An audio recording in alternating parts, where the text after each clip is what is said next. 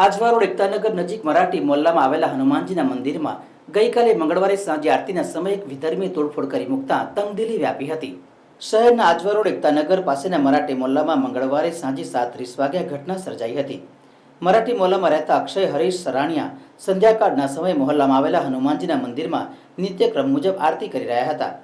ગણપતિ ચોક ખાતે રહેતો ઇરફાન મોહમ્મદ શેખ નામનો આધેડ દોડીને મંદિરે આવ્યો હતો અને આ તમારા રોડના મંદિરની આરતીના નામે ધતિંગ બંધ કરો તેવા બૂમ બરાડા પાડીને ચાલુ આરતી વખતે પૂજાપાનો સામાન વેરવિખેર કર્યો હતો। સ્પીકર તેમજ એમ્પ્લીફાયરની તોડફોડ કરી મૂકી હતી। બનાવથી ઉત્તેજના વ્યાપી હતી।